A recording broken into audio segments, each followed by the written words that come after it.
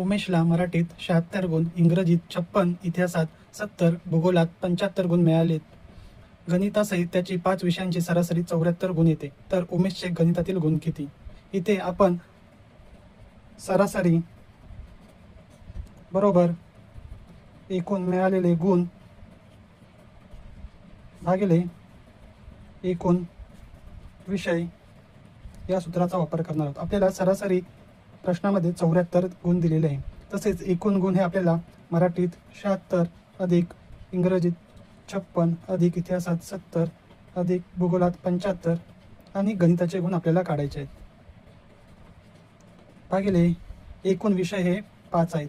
5 हे इकडे भागिले असल्यामुळे बरोबर चिन्हाच्या डाव्या बाजूला गेले असते 74 गुणिले 5 होणार आणि या सर्वांची बेरीज केल्यावर 277 अधिक गणित. 277 इकडे अधिक आहे त्यामुळे इकडे गेल्यावर वजा होणार. तसेच 5 चौक 20 7 5 35 हे 370 वजा 277 बरोबर गणित.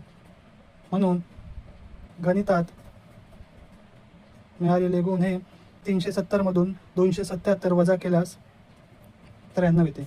म्हणून गणितात त्याला 93 गुण मिळाले.